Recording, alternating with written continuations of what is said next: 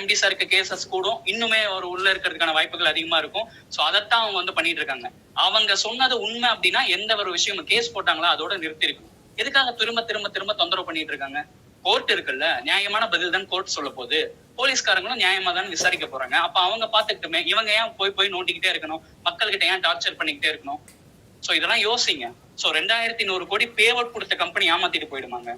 அதே மாதிரி 118 கோடி தான் இருக்கு, இதுக்கப்புறம் எப்படி எங்களுக்கு பேமெண்ட் தருவாருன்னு நிறைய பேர் வந்து சந்தேகத்தோட கேக்குறீங்க. அவங்களுக்கு ஒரு விஷயம் சொல்றேன். எக்ஸாம்பிளுக்கு நான் சொல்லணும்னா அப்படின்னா, நீச்சல் தெரிஞ்சவங்க எங்க போனாலும் நீந்திக்கலாம். கிணறா இருக்கட்டும், ஆறா இருக்கட்டும், எங்க வேணா நீந்திக்கலாம். அதுக்கு நீச்சல் தெரியணும். அதே மாதிரிதான் இவ்வளவு பெரிய சாம்ராஜ்யத்தை இவ்வளவு பீஸ்ஃபுல்லா ரன் பண்ண தெரிஞ்ச நம்ம எம்டி சாருக்கு எத்தனையோ இன்னும் ஸ்ட்ராட்டஜிஸ் இருக்கு நம்ம கம்பெனியோட வளர்ச்சியை ஆரம்பிக்கிறதுக்கு. அதெல்லாம் இன்னும் நம்ம ஆரம்பிக்கவே இல்லை. அதெல்லாம் எங்கடா ஆரம்பிச்சிட போறாங்கன்னு தான் இத்தனை பிரச்சனைகளும் அவங்க கொண்டு வந்துட்டு இருக்காங்க. ஏன்னா நம்மள அப்புறம் அழிக்க முடியாது. மக்களுக்கு நல்லது மட்டும்தான் நடக்கும்னு சொல்லிட்டு சுயலாபம் பார்க்கக்கூடிய நிறைய கார்பரேட் நிறுவனங்கள் பயந்துட்டு தான் இந்த பிரச்சனை எல்லாம் பண்ணிட்டு இருக்காங்க. அது பாமர மக்களுக்கு யாருக்குமே புரியாதுங்க. கண்டிப்பா புரியாது. அவங்க ரொம்ப சஃபர் ஆயிட்டு இருக்காங்க. ஏன்னா இப்ப இருக்கிற காலகட்டத்துல எல்லாருமே இதுக்குள்ள வந்ததுக்கான காரணம் என்ன? இதுலயாவது நான் மீண்டு வந்துட மாட்டேனா? இதுலயாவது நான் கடன் இல்லாத வாழ்க்கையை அடைய முடியுமா அப்படின்ட்டுதான் வந்தீங்க. இந்த நிலைமை நீடிக்கணுமா, இதோட முடியணுமாங்க? நீங்க தான் முடிவு பண்ணணும்.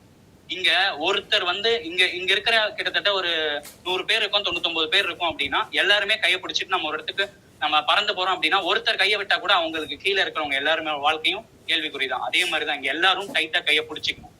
அப்பதான் நம்ம எல்லாரும் சக்சஸ் பண்ணக்கூடிய நிலைமைக்கு கொண்டு போக முடியும். இப்ப நடக்கிறது எல்லாமே டிராமா கிடையாது. நிறைய மெம்பர்ஸ் வந்து அதே மாதிரிதான் பிளான் பண்ணி டிராமா அவர் அந்த மாதிரி அவங்களே ஆள் வச்சு செட்டப் பண்ணி பண்றாங்க அப்படின்னு சொல்லிட்டு நிறைய பேர் சொல்லிட்டு இருக்காங்க. எனக்கு வந்து கண் கலங்குதுங்க ஆக்சுவலா. ஏன்னா எம்டி சார உங்களுக்கு எல்லாருக்கும் ஒரு கம்பெனியோட எம்டியா தான் தெரியும். பர்சனலா அவர் வந்து என்னோட மென்டருங்க. என்னோட லைஃப்ல நான் உடஞ்சி போய் உட்காந்து எத்தனையோ அவரோட மீட்டிங், அவரோட ஸ்பீச் தான் இன்னும் என்ன வந்து உயிரோட ஓட்டிக்கிட்டு இருக்கு. உயிரோடன்னு நான் சொல்லுவேன். ஏன்னா எத்தனையோ தடவை நான் என்னடா இது என் லைஃப் இப்பயே போதுன்னு நான் சோர்ந்து உட்கார்ந்தப்ப அவரோட ஸ்பீச்சஸ் தான் நான் வந்து திரும்ப ரிமைண்ட் பண்ணிருக்கேன். அவர் ஒரு வார்த்தை சொன்னாருங்க. இப்ப சுதந்திர போராட்டம் வந்து நடந்தது இல்லைங்களா? அப்ப வந்து காந்தி கிட்ட நிறைய பேர் கேட்டாங்களாமா, ஏங்க உங்களுக்கு தான் தனியா ஃபேமிலி இருக்கு, ஏதோ ஒண்ணு இருக்குல்ல, அதை பார்த்துட்டு நீங்க போயிடலாம்ல, இன்னுமே ஏங்க வந்து போராடிட்டு வந்து இருக்கீங்க, சுதந்திரம் வேணும்னு சொல்லிட்டு இருக்காங்களா? அதுக்காக வந்து காந்தி சொன்ன வார்த்தை என்ன தெரியுங்களா? ஒரே ஒரு வார்த்தை தான் சொன்னாரு. இன்னைக்கு என்ன நம்பி யாராவது ஒருத்தர் என்னோட அமைப்புல வந்து ஜாயின் பண்ணிருப்பாங்கல்ல, அந்த ஒரு நபருடைய வாழ்க்கை எதுக்காக அவன் உள்ள வரான்? என்ன நம்பிதான் வரான். அவனுக்காகவும் நான் இன்னும் போராடுவேன். எத்தனையோ தாட்டி தோணி இருக்கு எனக்கு, வெளியில போயிடலாம், இந்த போராட்டம் எல்லாம் வேணாம், நாம பாட்டு பீஸ்ஃபுல்லா இருந்தெல்லாம் தோணி இருக்கு. இருந்தாலும் அந்த ஒரு இளைஞனோட மனநிலைமை எப்படி இருக்கும்? என்ன நம்பிதானே அவங்க வராங்க. அப்படி இப்ப இருக்க பட்சத்துல அதே மாதிரிதான் நம்ம எம்டி சார் சொன்னாரு. என்ன நம்பி இன்னைக்கு ஒருத்தர் ஓஎம்ஓ, பிஎம்ஓ, எஸ்எம்ஓ, கிரவுனோ ஏதோ ஒரு பிளான் அப்டேட் பண்ணவங்க கண்டிப்பா என்ன பண்ணுவாங்க? அந்த நம்பிக்கையில தான் வந்திருப்பாங்க. அந்த நம்பிக்கைக்காக தான் நான் இன்னுமே ஓடிட்டு இருக்கேன். கம்பெனி நடத்துவேன்னு சொல்லிட்டு தான் வெளியில போயிருக்கேன். அதே மாதிரி இந்த 2100 கோடி பேவட் கொடுத்துட்டாங்க, 118 கோடி தான் இருக்கு அப்படின்னு சொல்றவங்க 118 கோடி வச்சு எப்படி நம்மளால வந்து பேவட் கொடுக்க முடியும்னு நிறைய பேர் கேக்குறீங்க. ஃபென்டாஸ்டிக்கான கொஸ்டின் தான். அதுக்கு சிம்பிளான நான் ஆன்சர் சொல்றேன். சிம்பிளுங்க. ஒரு பிசினஸ்ல வந்து தேவைப்படுறவங்க மக்கள் தான். அந்த மக்கள் ஆல்ரெடி நம்ம கிட்ட இருக்காங்க. அவங்க கிட்ட கொண்டு போய் மெசேஜை கன்வே பண்ற பிளாட்ஃபார்மும் நம்ம கிட்ட இருக்கு, நம்ம ஆப். அது மூலியமா ஒரு விஷயத்த நம்ம சொல்லும் போது எத்தனை ப்ராஜெக்டை வந்து நம்மளால வந்து கொண்டு போய் சேல் பண்ணவோ இல்ல ப்ராசஸ் பண்ணவோ முடியும். அது மூலியமா மல்டி லெவல்ல நம்மளுக்கு இன்கம் ஜென்ரேட் பண்ண முடியும். நம்மளுடைய லைஃப் டைம் இன்கம் திரும்பவும் நமக்கு கிடைச்சிடும். ஸோ ஒரே ஒரு விஷயம் தான் ஃப்ரெண்ட்ஸ், இந்த மீட்டிங் வந்து உங்களோட கிளாரிட்டிக்காகவும் உங்களுடைய நீங்க ஃபர்ஸ்ட் தெளிவாகணும். நம்ம கரெக்டான கான்செப்ட் தான் எடுத்திருக்கோம். யார் எது வேணா சொல்லட்டும். இப்ப என்னோட சூழ்நிலையை சமாளிக்கிறதுக்காக நான் இப்ப என்னோட ஒர்க்கை நான் பார்த்துதான் ஆகணும். அதை விட்டுட்டு நான் மைவி த்ரேட்ஸ் வரும், கண்டிப்பா வரும். எந்த இடத்துலயும் அதை என்னை ஏமாத்துங்கிற நம்பிக்கை எனக்கு வர மாதிரியே உங்களுக்கு எல்லாருக்கும் வந்துச்சுன்னா இந்த பிரச்சனை எங்கேயுமே இருக்காதுங்க. அதே மாதிரி இந்த அப்ளைன் அவங்கள போட்டு கேள்விகள் கேட்குறீங்க. இருந்தாலும் ஒரு விஷயத்தை நீங்க புரிஞ்சுக்கங்க. நிறைய அப்ளைன் தப்பு பண்ணது எங்கன்னு கேட்டீங்கன்னா, ஒரு காசு போடு காசு வரும், அது எதுக்கு வருது என்ன வருது எதுவுமே உங்களுக்கு தெரியறது இல்லை. ஒரு பிசினஸை பத்தி புரிதலே கிடையாது. அப்புறம் எப்படி நீங்க வந்து அடுத்தடுத்த கட்டத்துக்கு அவங்களை கொண்டு போக முடியும்? ஏதாவது ஒரு பிரச்சனை. ஏன்னா எந்த ஒரு பிசினஸ்மே பீஸ்ஃபுல்லா நேர்கோட்ல ரன் ஆகாது. உயிரே கூட மேல கீழே இறங்கி போனாதான் உயிர் இருக்குன்னு அர்த்தம். நேர்கோட்ல ரன் ஆச்சுன்னா உயிர் போயிடுச்சுன்னு அர்த்தம். ஸோ பிசினஸும் அதே மாதிரிதான். எந்த இடத்துல வேணா கீழே இறங்கும், எந்த இடத்துல வேணா மேலே ஏறும், அப்படியே தான் போயிட்டு இருக்கும். ஆனா கன்சென்சஸ் தான் மேலே ஏறிட்டு இருந்த கம்பெனி நம்மளுது. ஏன்னா நம்மளோட கம்பெனியோட வளர்ச்சியை பார்த்து இவன் அம்பானியா கூட மிரண்டிருக்கலாம். ஏன்னா அத்தை நம்ம சர்ப்ரைஸ் நமக்கு வந்து கிட்டத்தட்ட 60 லட்சம் பேர் உள்ள வந்திருக்காங்க. அதுல கிட்டத்தட்ட எத்தனையோ பேர் வந்து அவங்க வாழ்வாதாரத்தை மாத்திருக்காங்க. அப்படிங்கிற பட்சத்துல யாருங்க பயப்படாம இருப்பா? சோ நடந்ததெல்லாம் நடக்கட்டும். நடந்தவங்களாவே இருக்கட்டும். ஆனா இப்ப இருக்கிற சுச்சுவேஷன் நிறைய பேர் மெசேஜ்ல கேட்டுட்டு இருக்கீங்க, கேஸ் என்னாச்சு, அது என்னாச்சு, இது என்னாச்சுட்டு. சிம்பிளா சொல்றேங்க, ஒரு விஷயத்த பத்தி தெரியணும், அந்த விஷயத்த தெரிஞ்சவங்க கிட்ட போய் கேளுங்க. இப்ப கேஸ் என்னாச்சு, இவங்க பண்ணது சரிதானான்னு சொல்லிட்டு லாயர் கிட்ட கேட்டா தெரியும். உங்க ஃப்ரெண்டு கிட்ட கேட்டாலோ இல்ல இன்னொரு நபர் உங்களை பத்தி ஆல்ரெடி இலக்காரமாவோ இழிவாவோ பேசிட்டு இருக்கிற ஒருத்தர்கிட்ட போய் கேட்டீங்க அப்படின்னா கண்டிப்பா வந்து அவங்க தவறாவோ உங்களுக்கு கன்வே ஆகாத மாதிரியோ தான் சொல்லுவாங்க. லாயர் கிட்ட கேளுங்க. எனக்கு தெரிஞ்ச லாயர் வந்து பாத்தீங்கன்னா கண்டிப்பா அவங்க எடுத்த மூவ் வந்து கண்டிப்பா அவங்க ஸ்மார்ட் மூவ் தான் எடுத்திருக்காங்க அப்படின்னு சொல்லிட்டு. ஒய் கம்பெனி அப்டேட் டைரக்டா கொடுக்க மாட்டாங்க. ஒரே ஒரு விஷயம் தான் ஃப்ரெண்ட்ஸ். இப்ப நான் ஒருத்தருக்கு வந்து இப்ப நண்பர் ஒருத்தர் கேட்டிருக்காரு, ஏன் கம்பெனில இருந்து அப்டேட் தர மாட்டேங்கிறீங்க அப்படின்னு. இப்ப கம்பெனியே EOW கிட்ட தான் இருக்கு, அவங்க தான் விசாரணை பண்ணிட்டு இருக்காங்க. அவர் வெளியில வந்ததுன்னா ரிட்டர்ன் ஆஃப் ப்ராப்பர்ட்டி போட்டு வாங்கணும். இப்ப போல் அண்ட் போல் இந்த சிஸ்டத்துக்கே ஓனரு கண்ட்ரோலர் யாருன்னு பாத்தீங்கன்னா MD சார் தான். சோ அங்க இருக்கிற விஷயங்கள் எல்லாமே அவர் வெளியில வந்து அந்த ப்ராப்பர்ட்டி எல்லாம் அவர் வாங்கிட்டு தான் அடுத்த பட்சத்துல கம்பெனில இருந்து எந்த அப்டேட்டுமே கொடுக்க முடியும். சோ இன்னை வரைக்கும் பாத்தீங்கன்னா நமக்கான அப்டேட் கார்த்திக் சார் வந்து சொல்லிட்டு இருந்தாரு. சோ கண்டிப்பா MyV3Arts MD forum கூடிய விரைவில் ஆக்டிவ் ஆக போகுது.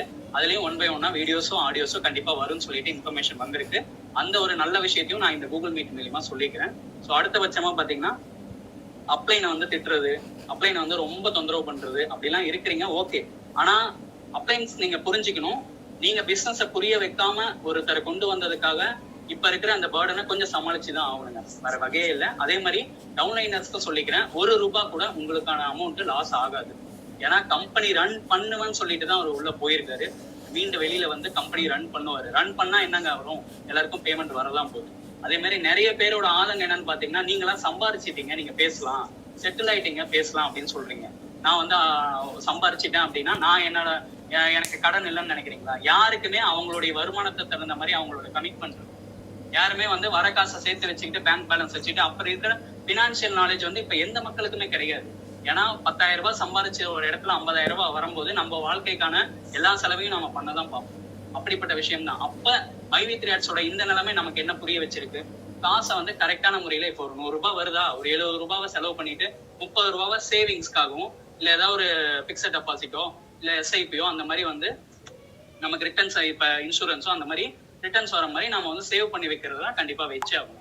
அதே மாதிரி நிறைய பேர் கடனுடனை வாங்கி உள்ள வந்துட்டாங்க, தவறு சொல்ல முடியாது. ஏன்னா வந்து அவங்களும் ஏதோ ஒரு பண்ணி கடனையும் அடைச்சிட்டு நம்ம வாழ்க்கையில முன்னேறலாம் தான் உள்ள வந்திருக்காங்க. சோ அவங்களுடைய உணர்வுக்கு நான் மதிப்பளிக்கிறேன். இப்ப இருக்கிற அவங்களோட சூழ்நிலைக்கும் நான் தலைவணங்குறேன். வேற எதுவும் இப்போதைக்கு வந்து நாம எதுவும் எக்ஸ்ட்ராவா எதுவும் பண்ண முடியாது. ஒரே ஒரு விஷயம் தான் ஃப்ரெண்ட்ஸ், நீங்க மைண்ட் செட் பண்ண வேண்டியது என்ன அப்படின்னா, கம்பெனி நடக்கும், எப்ப நடக்கும் நீங்க எதிர்பார்த்துட்டே இருக்கீங்கல்ல, அந்த எதிர்பார்ப்பை ஃப்ரீயா விட்டுட்டு நீங்க பாட்டுக்கு உங்க இப்ப இருக்கிற சூழ்நிலையை சமாளிக்கிறதுக்கான வேலைகளை பாருங்க. கம்பெனி ஏன்னா வந்து நமக்கு எவ்வளவு ப்ரெஷர் இருக்குமோ, வெளியில அவர் எப்படா வருவாருன்ட்டு, அவருக்கு அதை விட அதிகமான ப்ரெஷர் இருக்கும். உங்களுக்கு எல்லாருக்கும் தெரிஞ்சிருக்கலாம், இருந்தாலும் ஒரு விஷயத்த நான் அப்டேட் பண்றேன். நம்ம சொந்த வீட்டுல பாத்ரூம்க்கு வந்து டோர் இல்லைன்னா நம்ம அந்த பாத்ரூமை யூஸ் பண்ணுவோமா? அவர் அங்க அப்படிதான் பண்ணிட்டு இருக்காரு. அப்ப எவ்வளவு மன உளைச்சல் இருப்பாரு, வெளியில வரணும்ட்டு எவ்வளவு ஆதங்கமா இருப்பாரு, மக்களுக்கு எல்லாரும் நல்லது செய்யணும்னு சொல்லிட்டு ஆதங்கமா இருப்பாரு. சோ அந்த விஷயத்த யோசிச்சுக்கோங்க. என்னை பொறுத்த வரைக்கும் அவர் ஏமாத்துற மனுஷனு கிடையாதுங்க. ஏமாத்துற மனுஷனா இருந்திருந்தாரு அப்படின்னா எப்ப சரண்டர் ஆகிற அன்னைக்கே வந்து எல்லாத்தையும் க்ளோஸ் பண்ணிட்டு MyV3Arts சகாப்தம் முடிந்தது, நீங்க போய் உங்க வேலை வெட்டி பாருங்க, என்ன பண்ணணுமோ பண்ணிக்கங்கன்னு சொல்லிட்டு போயிட்டே இருக்கலாம்ல. அப்படி ஏன் பண்ணல அவரு? நான் திரும்ப வந்து நடத்துவேன், எந்த ஒரு பிரச்சனைக்கு எவ்வளவு பிரச்சனை நான் தாங்கிக்கிறேன், உங்களுக்காக அந்த பொறுமைக்காக நான் தலைவணங்குறேன்னு சொல்லிட்டு தான் போயிருக்காரு. இன்னை வரைக்கும் அந்த வார்த்தைகள் தாங்க நாங்க பிடிச்சிட்டு எங்களோட வாழ்க்கையும் MyV3க்காகவும் தாங்கிட்டு 2 சைடும் நாங்க வந்து எந்த இடத்துலயும் குறைவில்லாம போயிட்டு இருக்கோம். அதை மக்களாகி நீங்க புரிஞ்சுக்கிட்டு நீங்க வந்து எந்த இடத்துலயும் சஃபர் ஆகாம மைண்ட் செட்டை அந்த நம்பிக்கையை உடையாம கிளியரா இருந்தீங்கன்னா யாராலையும் நம்மளுடைய ஒற்றுமையை தகர்க்கவே முடியாது. இந்த ஒற்றுமை எதற்காகனா நம்ம MD சார் வெளியில வர்றதுக்காக. அவர் வெளியில வந்துட்டாரு அப்படின்னா கண்டிப்பா எல்லா பிரச்சனைகளும் ஒவ்வொன்னா சால்வ் ஆகதான் போகுது. இல்லைன்னா இப்ப இருக்கிற பிரச்சனை, இப்ப நிறைய பேர் வந்து தவறான முடிவுல கேஸ் கொடுக்கலாம், அதெல்லாம் அது அவங்களுடைய விருப்பம், நான் எதுவும் சொல்ல விரும்பல. இதனால யார் பாதிக்கப்படுவாங்கன்னா அப்படின்னா திரும்ப அவங்களே தான் பாதிக்கப்படுவாங்க. இப்ப இருக்கிற இந்த ஒரு சின்ன ஒரு கஷ்டம் வந்து லைஃப் ஃபுல்லா வந்து நீடிச்சிடும். ஸோ அதை வந்து எல்லாருமே மைண்ட் செட் பண்ணிக்கோங்க. இப்ப இருக்கிற கஷ்டம் இப்ப டெம்பரவரியா, இன்னொரு 10 நாளோ 15 நாளோ என்ன ஒரு இன்ஃபர்மேஷன் வந்தாலும் நமக்கு ஒரு ஆறுதல் கிடைச்சிட்டு சரி ஓகே ஒரு தெளிவு கிடைச்சிருச்சுப்பா, இதுக்கப்புறமா நாம வந்து ஏதோ ஒரு இடத்துல சஸ்டைன் ஆகலான்னு இருக்க போறீங்களா, இல்ல வந்து யூடியூப் சேனல்ஸ் வர வீடியோஸை வந்து நம்பி பயந்து நீங்க ஏதோ ஒரு தவறான முடிவு எடுத்து இன்னும் உங்க வாழ்க்கை அப்படியே தான் போயிட்டு இருக்கும். அப்ப யாருங்க இதுல இருந்து வெளியில கொண்டு வருவாங்க? நம்பி இருக்கிறவங்க இன்னுமே சொல்றேன், மைவி த்ரீடர்ஸ் கைவிடுறதா கிடையாது. அது சரித்திரத்திலையும் கிடையாது. சரித்திரத்தை மாத்தி அமைக்கும் மைவி த்ரீடர்ஸை பொறுத்த வரைக்கும். ஏன்னா இது வரைக்குமே இயங்கின நிதி நிறுவனங்கள் இந்த மாதிரி வருமானம் தரேன், ஏதோ ஒரு இன்வெஸ்ட்மெண்ட் கான்செப்ட்லயோ மணி ரொட்டேஷன் கான்செப்ட்லயோ மணி லாண்டரிங் கான்செப்ட்லயோ உள்ள வந்த நிறைய கம்பெனிஸ் பத்தி நான் வெரிஃபை பண்ணதுல ஒரு கம்பெனில இருந்து கூட ஒரு பைசா கூட இன்னும் யாருக்கும் காம்பன்சேட் அமௌண்டா கூட போய் செட்டில் ஆகல. அது நிறைய சட்டம் தெரிஞ்சவங்களுக்கும் நடக்கிற கேஸ் நீங்க கண்காணிச்சிருந்தீங்கன்னா உங்களுக்கு தெரியும். நான் அனலைஸ் பண்ணல சொல்றேன். ஆனா மைவி த்ரீடர்ஸ் அப்படி இல்லையே. அதுகிட்ட என்ன பேங்க் பேலன்ஸ் இருக்குன்ற வரைக்கும் நமக்கு தெரியுது. எந்த ஒரு நிறுவனங்க அவங்களோட பேங்க் பேலன்ஸ் வந்து வெளியில சொல்லியிருக்காங்க? இப்ப கேசஸ் எல்லாம் நடந்துட்டு இருக்கு, இன்வெஸ்டிகேஷன் போயிட்டு இருக்கு, எல்லாமே ஓகே. இருந்தாலும் டிரான்ஸ்பரண்டா இருந்ததுதான் இங்க தப்பா? உங்க எல்லாருக்கிட்டையுமே ஒரு விஷயம் செய்யறான் அப்படின்னா சொல்லிட்டு செஞ்சது தப்பா? அது எதிராளிகளுக்கு சாதகமா போயிடுச்சு. அந்த நிலைமை வரக்கூடாது அப்படின்னா சில விஷயங்கள் சீக்கிரட்டா பண்றாங்க. நம்மோடு நாம் இருக்கிறோம். தட் இஸ் மக்கள் நிறுவனமாக்கறனால, மக்களால் நடத்தும் நிறுவனமாக்கறனால இந்த மக்கள் சக்தி எதிர்த்து எந்த ஒரு சக்தியும் ஜெயிக்க முடியாது. நாம் உண்மையாக இருக்கும் வரை, சரியாக இருக்கும் வரை நம் நிறுவனம் தொடர்ந்து செயல்படும். ஏற்கனவே பல பேர் கேட்டாங்க, எவ்வளவு நாள் கொடுப்பீங்க, எவ்வளவு நாள் இருப்பீங்க அப்படி கேட்டாங்க. நான் சொன்னேன், வியாபாரத்துறையும் விளம்பரத்துறையும் எவ்வளவு நாள் இருக்குமோ அவ்வளவு நாள் எங்கள் நிறுவனம் நடக்கும். மிகச்சிறப்பான வருமானத்தை கொடுக்கும். மென்மேலும் பெரிய லெவல் வரலாறு படைக்கும் சொல்லியிருக்கேன். அதை நிச்சயம் செய்வேன். உங்கள்